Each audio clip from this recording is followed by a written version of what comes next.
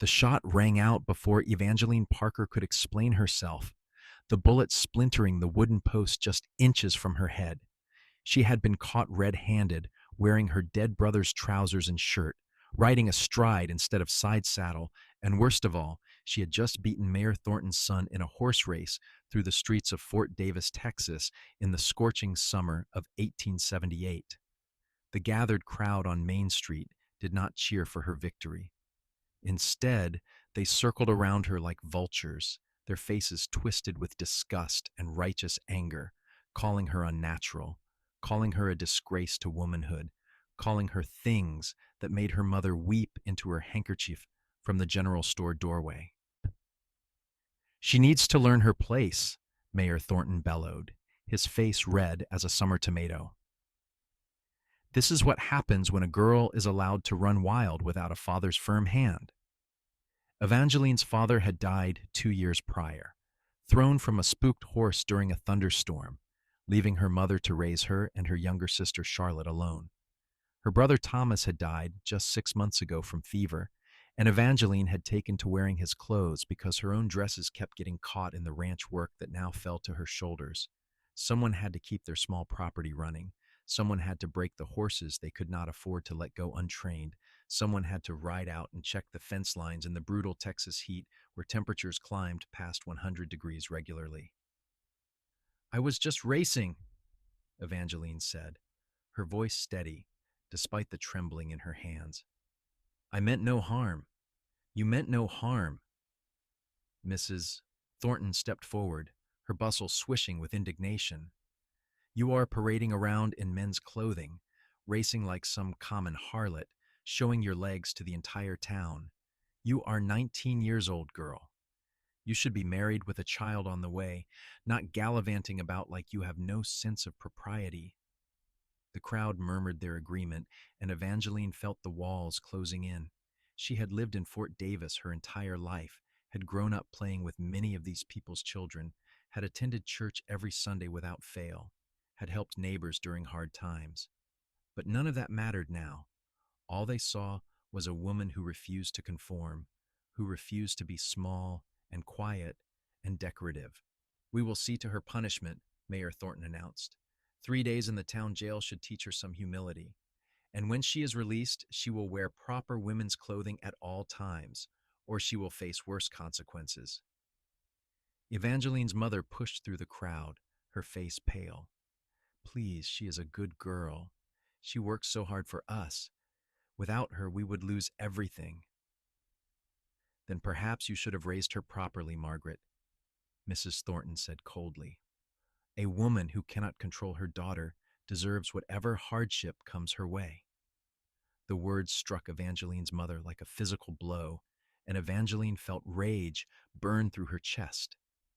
Before she could speak, rough hands grabbed her arms, and Deputy Collins was dragging her toward the small jail at the end of Main Street.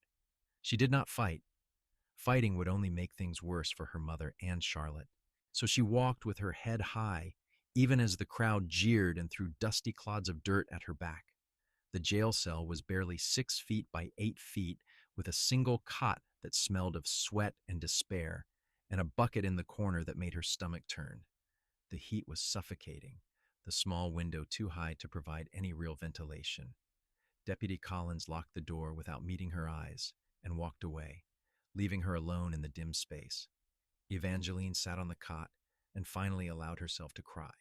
Not because she regretted the race, not because she regretted wearing trousers that allowed her to move freely, but because she knew this would not end with 3 days in jail. The town had decided she was a problem, and problems in small towns like Fort Davis had a way of being eliminated. She would be forced to marry some man who would beat the independence out of her, or she would be driven out entirely, leaving her mother and sister defenseless. She lost track of time in that cell. Deputy Collins brought her water that tasted like rust and bread so hard she could barely chew it. The heat became unbearable during the day, and at night the temperature dropped so suddenly that she shivered on the thin cot. She could hear the sounds of the town going about its business, horses clopping past, people laughing and talking as if nothing was wrong, as if a young woman was not suffering just for being herself. On the second day, Charlotte came to visit, pressing her small face against the bars of the window that faced the alley. At 14, Charlotte still believed the world would be fair if you were just good enough, kind enough, obedient enough. Evangeline, mother is beside herself, Charlotte whispered. Mayor Thornton came by the house. He says when you get out, you have to agree to marry his nephew Albert, or they will take our property for unpaid debts. Evangeline's blood ran cold. We do not have unpaid debts. Father settled everything before he died. They are making them up, Charlotte said, her voice breaking. They can do whatever they want, and no one will stop them. Tell Mother I will figure something out, Evangeline said, though she had no idea what that something could be. Do not worry, little bird, I will take care of us. Charlotte lingered a moment longer, then disappeared as Deputy Collins came around the corner, yelling at her to get away from the jail. Evangeline pressed her forehead against the hot metal bars and tried to think. Albert Thornton was a cruel man of 26 who had already buried one wife under suspicious circumstances. Everyone whispered that he had beaten her so badly she had died from her injuries, but the doctor had been paid to say it was a fall down the stairs. If Evangeline married him, she would be signing her own death warrant. That night, as she lay awake staring at the ceiling, she heard a sound outside her window, a soft whistle like a bird call but slightly off. She stood on the cot and peered out the high window into the darkness of the alley. Step back from the door, a low male voice said, from somewhere she could not see. Before she could respond, there was a scraping sound at the lock of her cell door. Evangeline's heart pounded. Was this a test? Would they accuse her of trying to escape and hang her for it? But what choice did she have? She was trapped either way. The lock clicked open, and the cell door swung inward with a creak that sounded impossibly loud in the quiet night. A figure stood in the doorway, backlit by the single lantern burning in the deputy's office. He was tall and broad-shouldered, wearing a dusty brown hat pulled low over his face, and he moved with the careful precision of someone who knew how to avoid making noise. "You coming or not?" he whispered. Evangeline did not hesitate. She slipped out of the cell and followed him through the jail. Deputy Collins was slumped in his chair, a bottle of whiskey beside him, snoring loud enough to wake the dead. The stranger led her out the back door into the alley where two horses waited, already saddled. "Can you ride?" he asked, and in the moonlight, she finally got a good look at him. He was perhaps 24 or 25, with dark hair that curled slightly at his collar and eyes that were hard to read in the shadows. His jaw was strong and clean-shaven, and there was something about the way he held himself that spoke of confidence earned through experience rather than arrogance. "Better than most men," Evangeline said. The corner of his mouth twitched, almost a smile. "Good. We have a long ride ahead, and they will come looking for you by dawn." "I cannot just leave. My mother and sister are being taken care of," he interrupted. "A friend of mine is helping them pack right now. They will meet us 20 miles south at Olympia Creek. But we need to move now, Miss Parker, or none of this will matter." "Who are you?" Evangeline asked as she swung onto the horse with practiced ease, grateful beyond words that she was still wearing her brother's trousers and boots. "Name is Kieran Rawlins," he said, mounting his own horse in one fluid motion. "I am a horse trader, and I was in town to do business when I saw what they did to you. Did not sit right with me, so I decided to do something about it." They rode out of Fort Davis at a careful trot, not fast enough to draw attention, but steady enough to put distance between them and the jail. Evangeline's mind raced. She was now a fugitive, and so was this stranger who had risked everything to help her. Why would he do such a thing? What did he want from her? As if reading her thoughts, Kieran spoke quietly as they rode. "I do not expect anything from you, if that is what you are wondering. I have a sister about your age. Last year, her husband nearly beat her to death because she spoke out of turn at a church social. I got there in time to stop him, but it made me realize that women like you and her Women who are brave enough to be themselves need people willing to stand with them. Otherwise, the bastards who want to control everything win. His words struck something deep in Evangeline's chest. She had spent so long fighting alone, being punished alone, that she had forgotten there might be people who would see her as something other than a problem to be solved. They rode in silence for a while, the desert landscape painted silver by the moon. The heat of the day had given way to a coolness that was almost pleasant, and the vast sky above them was so full of stars it looked like someone had spilled diamonds across black velvet. Evangeline had always loved this time of night, when the world felt infinite and full of possibility. "Where will we go?" she asked finally. "After we meet my mother and sister." "I have a ranch about 60 miles south of here," Kieran said. "It is not much, but it is mine, and no one there will judge you for wearing trousers or racing horses. I breed and train horses, and I could use someone with your skills. I saw you ride in that race. You have a gift." "You saw the race?" "I did. You rode that mare like you were born in the saddle. Your form was perfect, and the way you took that corner near the saloon without slowing down, that takes nerve and skill most men do not have." Evangeline felt warmth spread through her chest that had nothing to do with attraction and everything to do with being seen. Not judged, not criticized, but actually seen for who she was and what she could do. "Why do you have a ranch all by yourself?" she asked. "Where is your family?" "My parents died from cholera when I was 17, Kieran said, his voice carefully neutral in the way of someone who had learned to live with grief. "I took my younger sister Rebecca, and we headed west to make a new life.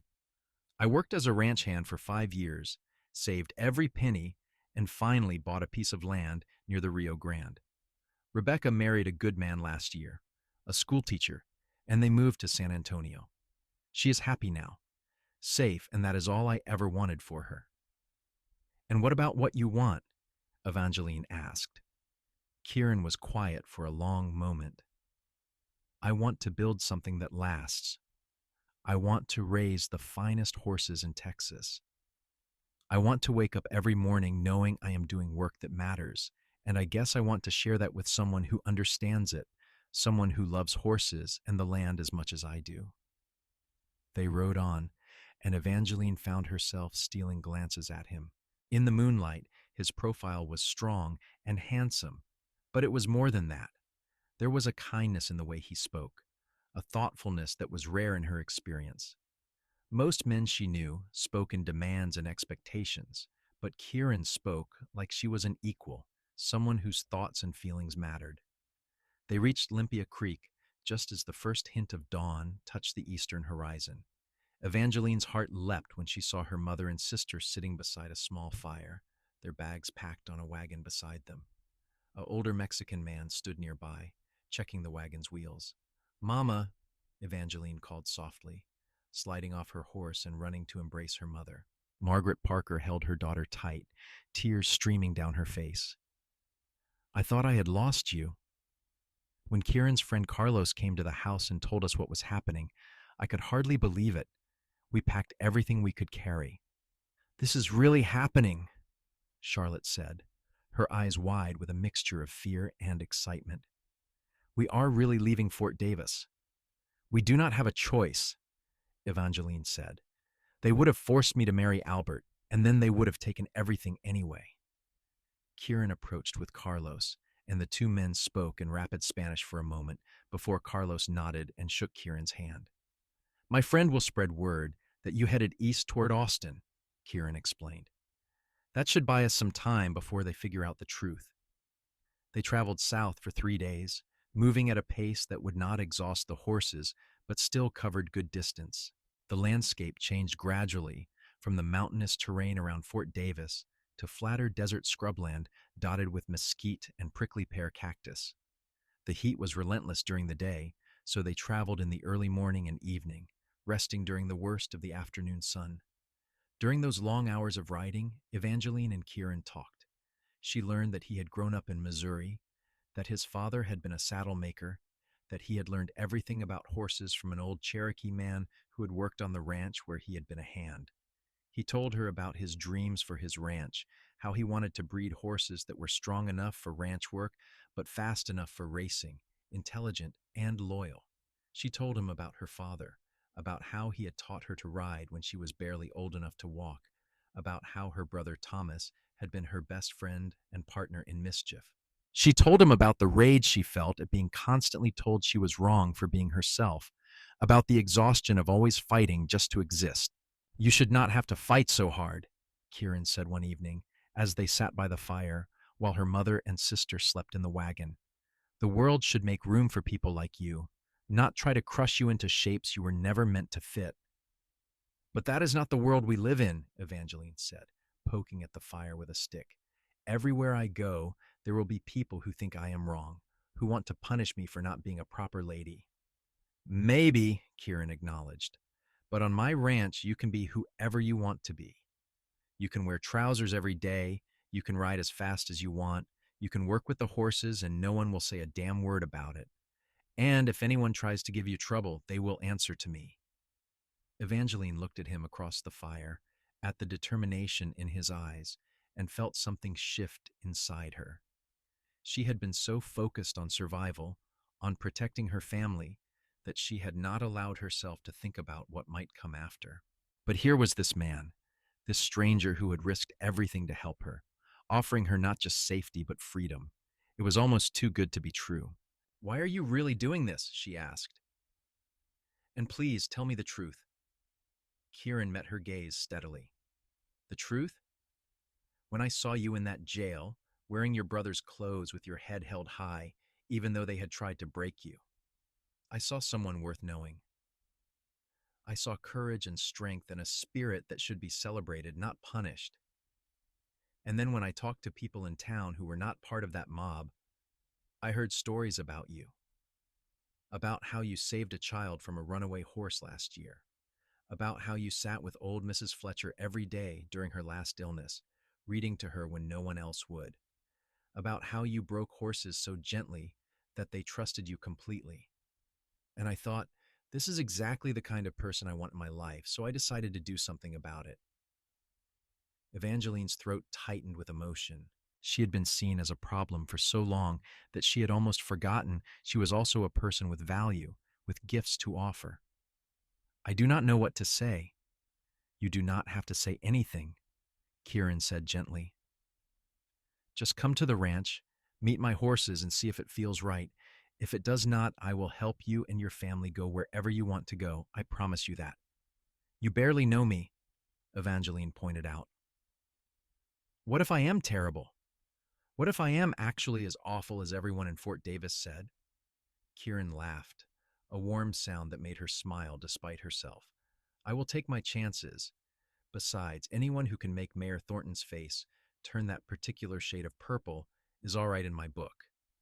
They reached Kieran's ranch on the fourth day, and Evangeline felt her breath catch at the sight of it. The land stretched out in rolling hills, covered with grassland that was still green despite the summer heat, fed by a creek that ran through the property. The house was a sturdy adobe structure with a wide porch and real glass windows, and behind it stood a barn that was bigger than most houses in Fort Davis. A corral held at least 20 horses, and they were the most beautiful animals Evangeline had ever seen, sleek and strong, with intelligent eyes and glossy coats. "This is yours?" Margaret asked, clearly amazed. "You own all of this?" "I do," Kieran said with a hint of pride. "It took me 6 years to build it up to this point, but it has been worth every minute. The house has 3 bedrooms, so there is plenty of space for all of you. The kitchen is well stocked, and the well water is clean and cool. Make yourselves at home." Charlotte was already running toward the corral, enchanted by the horses. Evangeline helped her mother down from the wagon, noting how exhausted Margaret looked. The journey had been hard on her, and she was no longer young. "Mama, you should rest," Evangeline said. "Let me help you inside." "I want to see everything first," Margaret insisted, but she leaned heavily on her daughter's arm. Kieran showed them through the house, which was simple but comfortable, with furniture that looked handmade but well crafted. The kitchen had a real stove, and the bedrooms had actual beds with mattresses. After living in constant fear of losing their home, this felt like a palace. That evening, Kieran made dinner while Evangeline tended to the horses. She moved through the barn with a sense of homecoming she had not expected, running her hands over smooth coats, murmuring greetings, getting to know each animal's personality. These were horses that had been treated well, trained with patience rather than force, and they responded to her touch with trust. She found Kieran in the last stall, treating a wound on a young stallion's leg. He worked with gentle efficiency, talking to the horse in a low, soothing voice that reminded her of her father. "This is Thunder," Kieran said without looking up. "He tangled with some barbed wire 2 days ago, right before I left for Fort Davis. The wound is healing well, but I want to make sure infection does not set in." Evangeline knelt beside him, examining the injury. "You did good work cleaning it. He trusts you completely. See how he is not even flinching?" "He is a good boy," Kieran said, patting the horse's shoulder. "He is going to be something special once he is fully trained. Fast as lightning, smart as they come, and brave. He just needs someone who can bring out his potential." "I would like to work with him," Evangeline said. "If you will let me." Kieran looked at her then. Really looked at her, and she saw something in his eyes that made her heart beat faster. "I was hoping you would say that. Thunder and you, I think you will understand each other." They walked back to the house together as the sun set in a blaze of orange and gold, painting the desert sky in colors that seemed impossible. Evangeline realized she felt something she had not felt in years. Hope.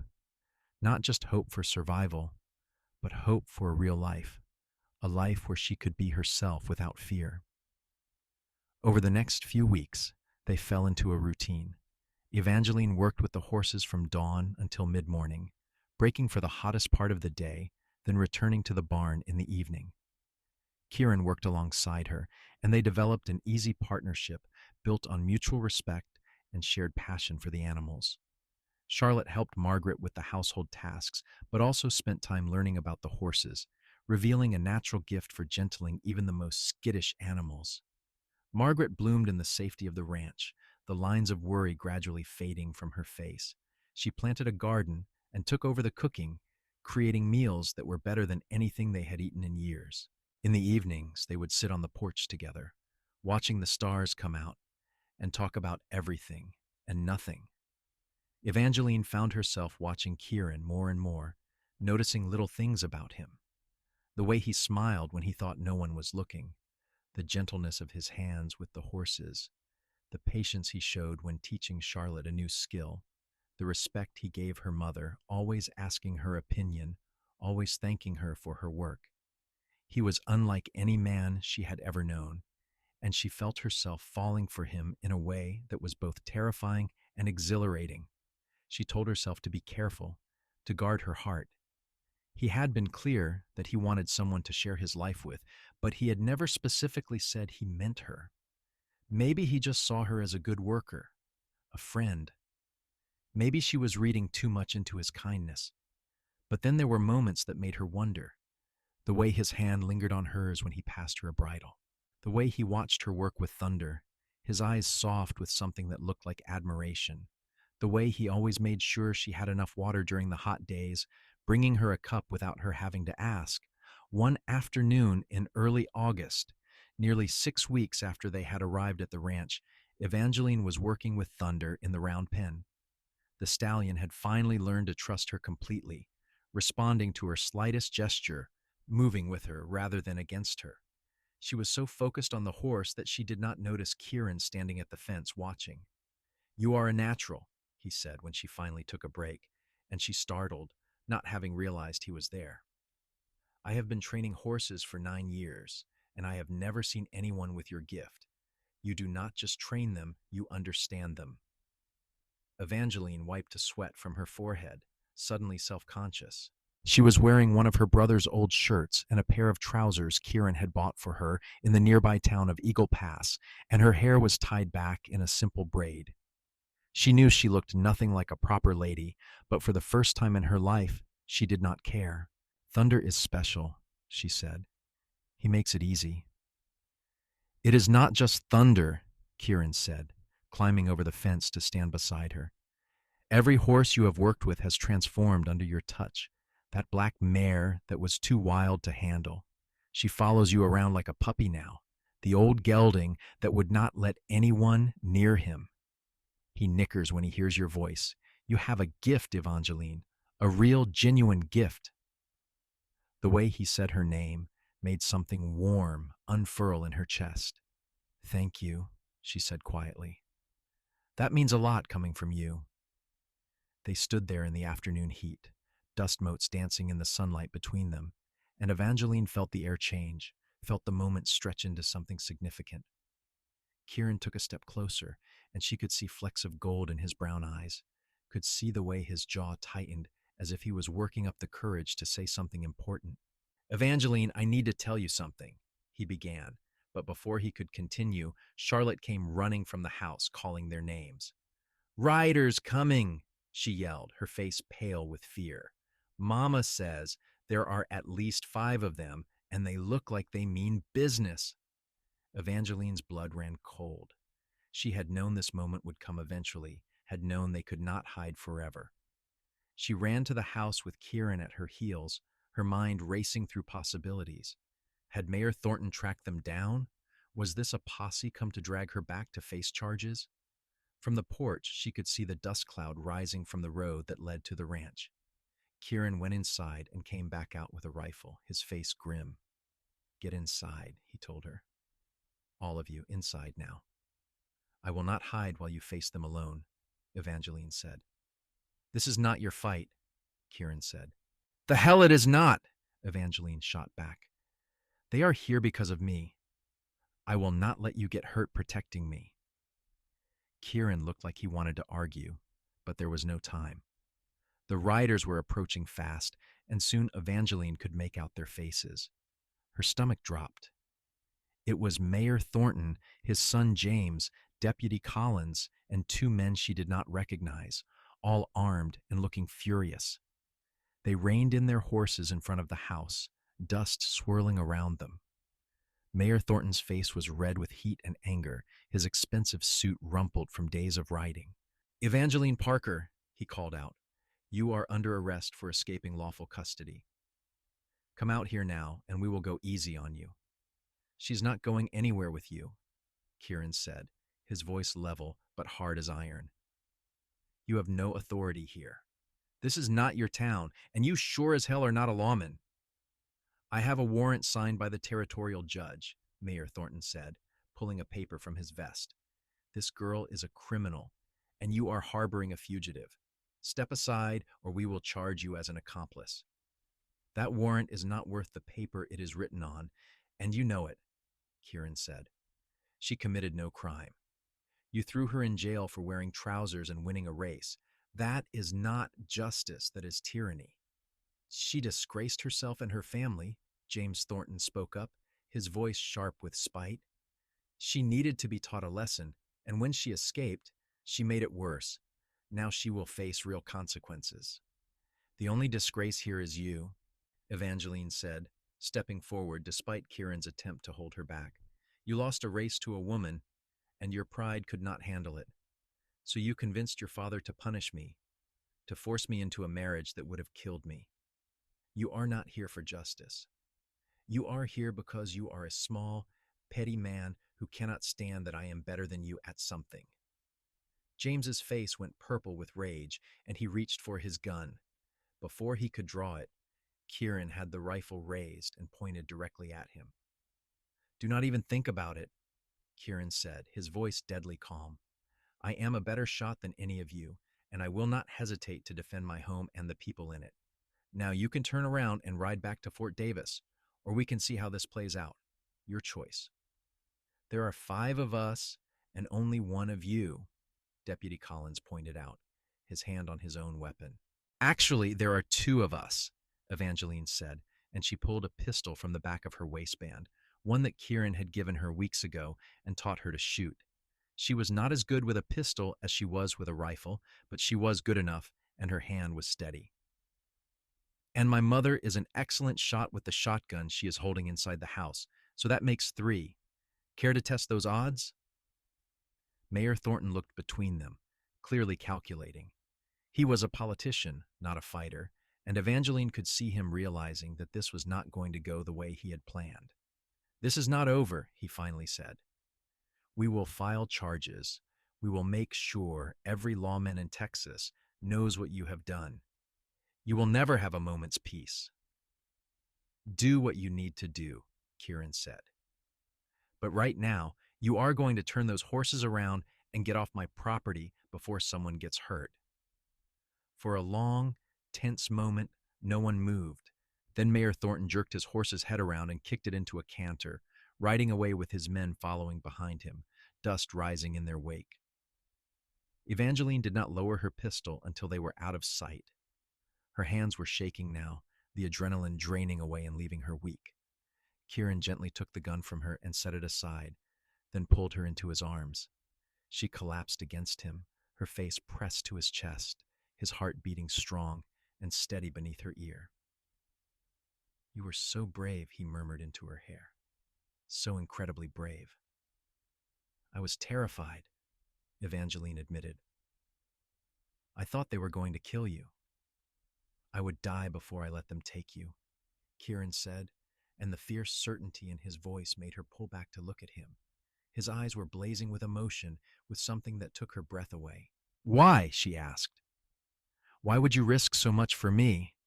Because I love you, Kieran said, the words tumbling out like he could not hold them back any longer. I have loved you since I saw you in that jail cell, so strong and defiant, even when they had tried to crush you. I have loved you every day since, watching you with the horses, watching you smile at Charlotte, watching you become yourself without fear. I love who you are, Evangeline. All of who you are, not some version of you that fits into their narrow boxes. And if loving you means fighting off every narrow-minded fool in Texas, then that is what I will do. Evangeline's eyes filled with tears, but they were good tears, happy tears. I love you too, she said. I have been so afraid to admit it, afraid that it was too good to be true, that you would change your mind about me. But I love you, Kieran. I love your kindness and your strength, and the way you see me as I really am. He kissed her then, gentle at first and then deeper, his hands cradling her face like she was something precious. Evangeline had been kissed before by boys who thought they had a right to her, but this was different. This was a kiss between equals, between two people who chose each other freely, without pressure or expectation. This was a kiss that felt like coming home. When they finally broke apart, Margaret was standing on the porch with Charlotte, both of them smiling through tears. About time, Margaret said. I was beginning to think you two would never figure it out. That night, they sat up late making plans. Mayor Thornton would make good on his threat to cause trouble, but Kieran had friends throughout the territory, men who respected him and knew his character. They would spread the truth about what had happened, would testify to the fact that Evangeline had committed no real crime. It would take time, but eventually the whole situation would blow over. Men like Mayor Thornton had power, but that power was not unlimited, especially this far from Fort Davis. In the meantime, they would build their life together on the ranch. Kieran asked Evangeline to marry him properly, getting down on one knee in front of her mother and sister, asking for her hand with words that were simple but sincere. I do not have much to offer you except my love and this land, he said. But I promise you that I will spend every day of my life celebrating who you are, supporting your dreams, and making sure you never have to hide yourself again. Will you marry me, Evangeline? Yes, she said without hesitation. Yes, 1,000 times, yes. They were married a month later in Eagle Pass by a circuit preacher who did not care that the bride wore a beautiful dress that Margaret had made, but insisted on wearing her best boots underneath because she refused to wear delicate shoes that would cripple her feet. The ceremony was small, attended only by a few of Kieran's friends and neighbors who had become friends to all of them, but it was perfect. When Kieran kissed her at the altar, sealing their vows, Evangeline felt a joy so pure and complete that it seemed to fill every corner of her being. Their wedding night was tender and passionate, a discovery of each other that felt natural and right. Kieran was gentle and patient, making sure she felt safe and cherished, and Evangeline gave herself to him freely, holding nothing back. They lay together afterward in the darkness, wrapped in each other's arms, and talked about their dreams for the future. "I want to build this ranch into something legendary," Kieran said, running his fingers through her hair. "I want people to come from all over Texas to buy our horses because they know they are getting the best. And I want to do it with you as my partner, not just my wife. Your name on the deed, your say in every decision." "You would do that?" Evangeline asked, amazed. Most men would never consider such a thing, would never give a woman legal ownership of property. "You are as much a part of this place as I am now," Kieran said. "Actually, you are better with the horses than I am, so if anything, I should be working for you." She laughed and kissed him, and they made love again, slower this time, savoring every touch, every whispered word of love. The months turned into years, and the ranch flourished beyond even Kieran's ambitious dreams. Word spread about the quality of their horses, about the husband and wife team who trained with patience and skill rather than force. Buyers came from as far as San Antonio and El Paso, willing to pay premium prices for animals that were not just strong and fast, but intelligent and loyal. Charlotte grew into a confident young woman who had her own gift with horses, particularly with training them for specific tasks. She specialized in working with horses for ranch work, teaching them to cut cattle, to respond to subtle cues, to work as partners with their riders. She never married, declaring that she had seen her sister's happiness and would only settle down if she found a love that deep, and until then, she was perfectly content, building her own life on the ranch. Margaret lived to see her grandchildren born, 3 in total over the course of 8 years. The first was a boy they named Thomas, after Evangeline's brother, and he inherited his mother's fearlessness and his father's patient nature.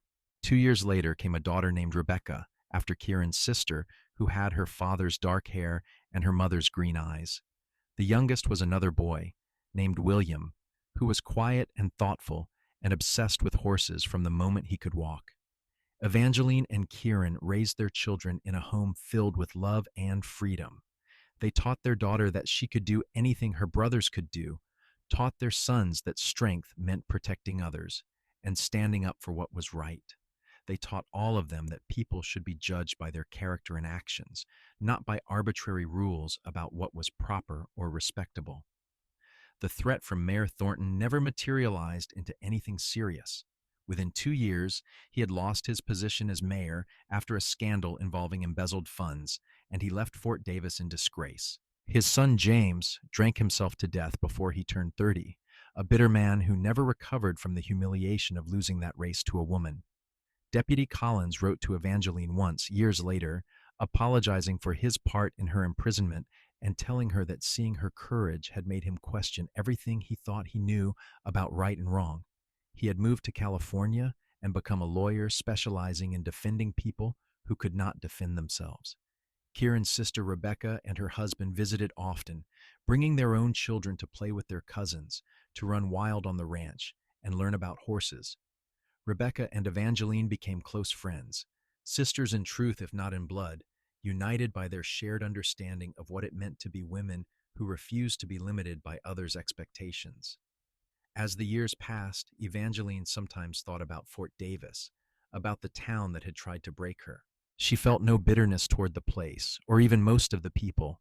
They had been products of their time, trapped by ideas about how the world should work that left no room for anyone different. She felt sorry for them, for lives lived in such narrow confines, for happiness sacrificed to maintain appearances. But mostly, she did not think about Fort Davis at all. She was too busy living the life she had built, working alongside the man she loved, raising children who would grow up knowing they were loved exactly as they were, training horses that would carry riders across the vast Texas landscape.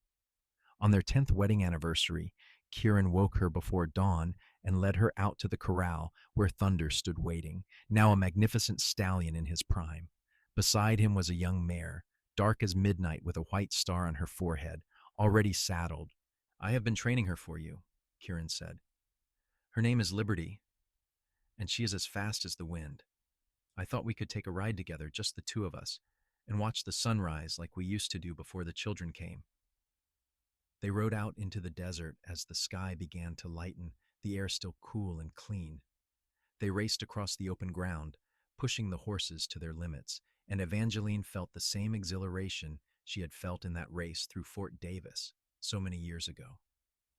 But this time, when she won by half a length, the man beside her was cheering for her, celebrating her victory as his own.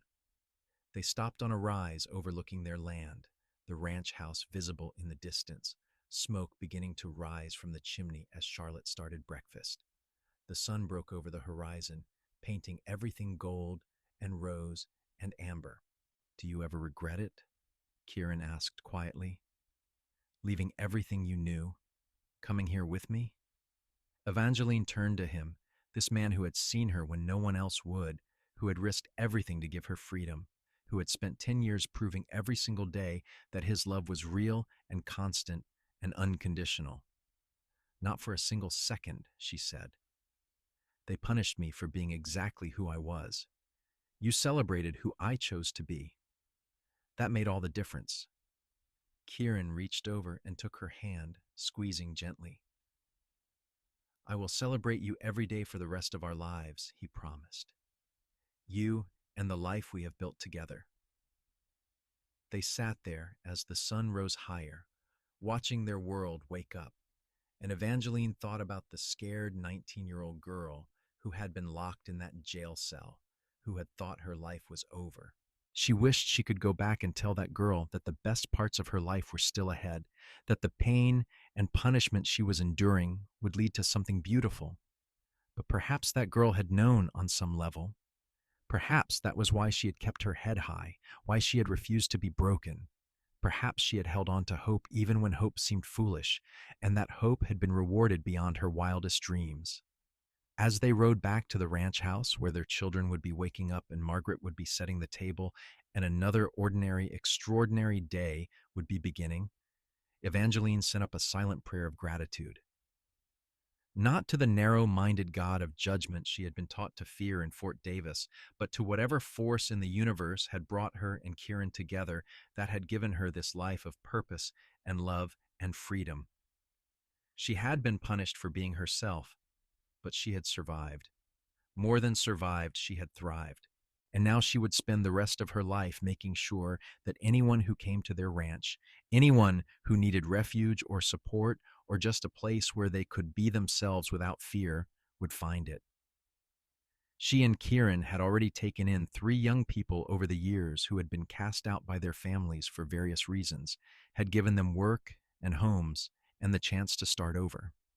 The ranch was becoming more than just a place to raise horses. It was becoming a sanctuary, a place where being different was not just tolerated but celebrated, where people could discover who they truly were without judgment or punishment. And that, Evangeline thought, was the greatest legacy they could possibly leave. Years continued to pass, bringing changes both expected and surprising. Thomas grew into a skilled horseman and businessman who expanded the ranch's reputation throughout the Southwest. Rebecca proved to have a gift for healing, studying with the local doctor and eventually becoming a midwife who traveled throughout the region helping women through childbirth. William, the youngest, inherited his mother's way with difficult horses and became known as someone who could gentle even the most traumatized animals. When Margaret passed away peacefully in her sleep at the age of 72, the entire community turned out for her funeral. She had become a beloved figure, known for her kindness and wisdom, for the garden she had nurtured into something spectacular despite the harsh climate, for the meals she had shared with anyone who needed them. Evangeline grieved deeply, but found comfort in knowing her mother had lived her last years in safety and happiness, surrounded by people who loved her. Charlotte never married, but lived a full and joyful life. eventually buying her own small piece of land adjacent to the ranch where she ran a training operation specializing in working horses.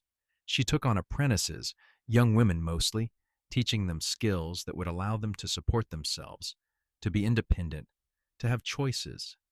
As Evangeline and Kieran entered their 40s and then their 50s, their partnership only deepened.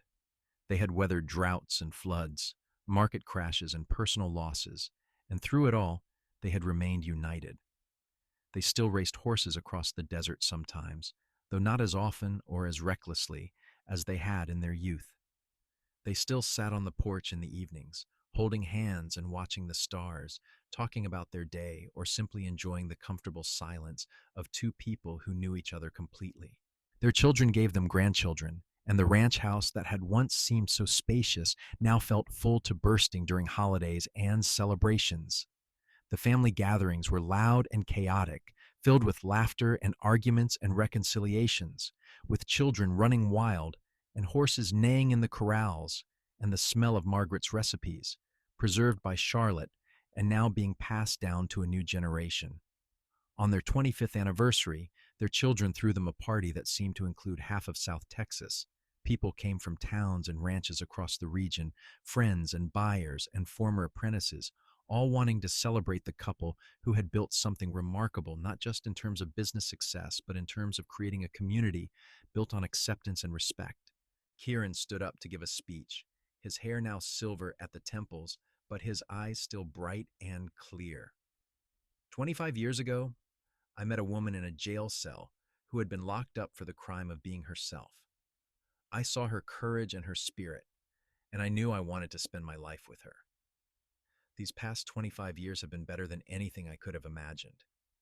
Evangeline has made me a better man, a better rancher, a better human being. She has shown me what it means to live with integrity and courage, to stand up for what is right, even when it is hard. I love you, Evangeline Parker Rollins, and I will love you until my last breath. Evangeline stood beside him, her hand in his, and looked out at the crowd of people they had touched over the years. She saw former apprentices who now ran their own operations. She saw neighbors they had helped through hard times. She saw their children and grandchildren, healthy and happy and free to be whoever they chose to be. When I was 19 years old, I thought my life was over, she said, her voice carrying across the crowd. I thought that because I did not fit into the boxes society demanded, I had no future. But then this man risked everything to give me a chance at freedom. He did not try to change me or fix me or make me into something acceptable. He celebrated exactly who I was and who I chose to become. That is the greatest gift anyone has ever given me. And so I have tried to pass that gift along, to create a place where people can be themselves without fear. That has been the work of my life, and I could not have done it without Kieran by my side every step of the way. The applause was thunderous, and Evangeline saw tears on many faces, including her own children's. The party continued long into the night, with music and dancing and stories told and retold, memories layered upon memories. Later, when the guests had finally gone home and the house was quiet, Evangeline and Kieran walked out to the corral one last time. The horses dozed in the moonlight, peaceful and content. Thunder had passed on 5 years earlier, living to the old age of 22, but his offspring now made up a significant portion of their herd, carrying on his legacy of speed and intelligence and loyalty. Do you remember that first night? Kieran asked, his arm around her waist. When I broke you out of that jail? I remember thinking you were either crazy or an angel, Evangeline said, leaning into him. Turned out you were a little of both. He laughed. I was terrified the entire ride to Olympia Creek. I kept thinking, what if she hates the ranch? What if she thinks I am a fool? What if this all goes wrong?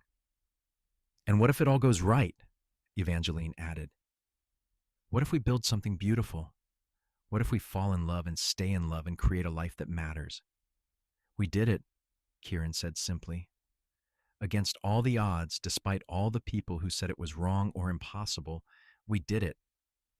They stood there together under the vast Texas sky, two people who had chosen each other freely and completely, who had built a life based on mutual respect and genuine partnership, who had proven that love was not about forcing someone into a predetermined shape, but about celebrating the shape they already were.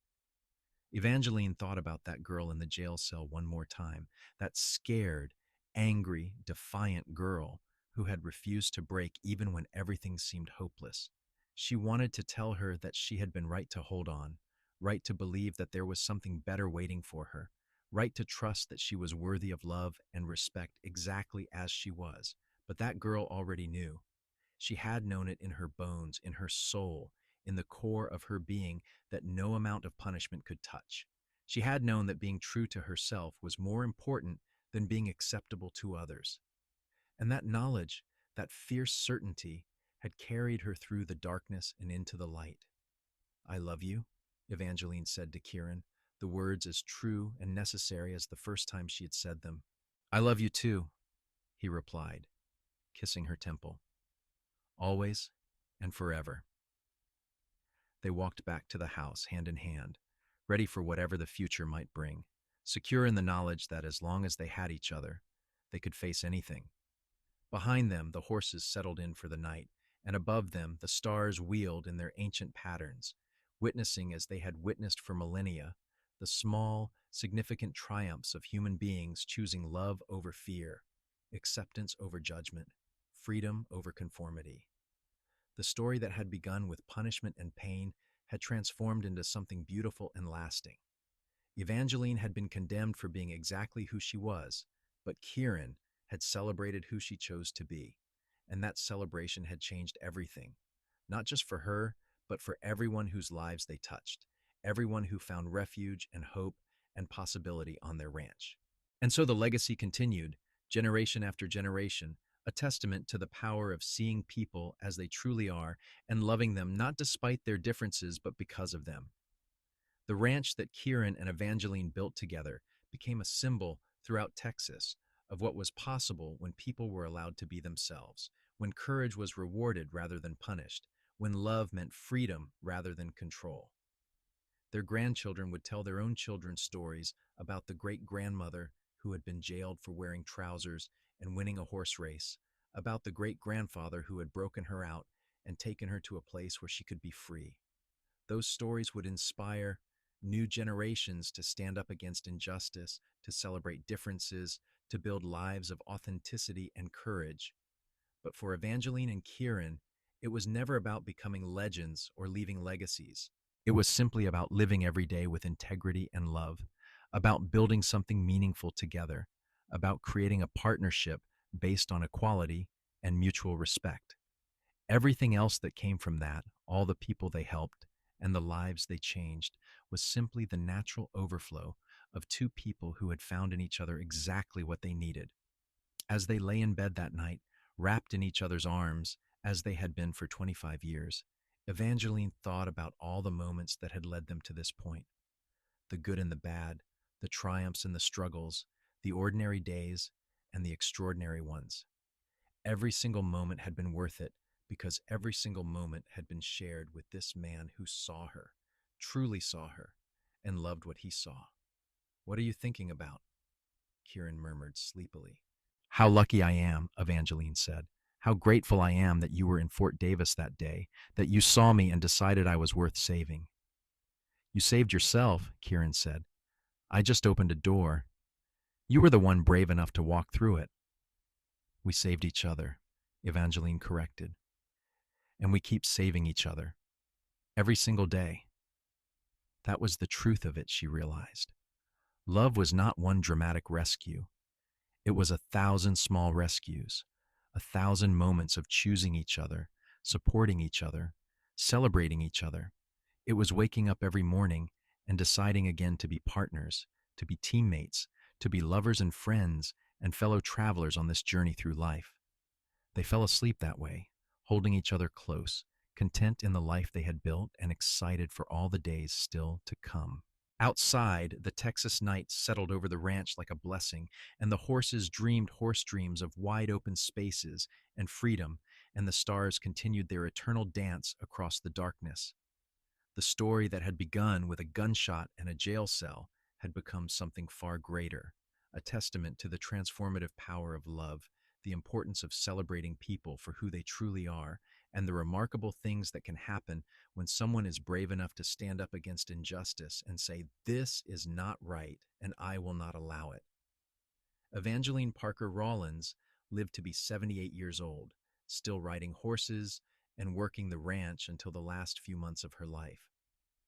Kieran died just 2 years later, unable to imagine a life without her by his side. They were buried together on a hill overlooking the ranch they had built, under a monument that bore a simple inscription. They celebrated each other. And for generations to come, people would visit that grave and remember the story of the woman who refused to be broken and the man who loved her for her strength, not despite it. The end.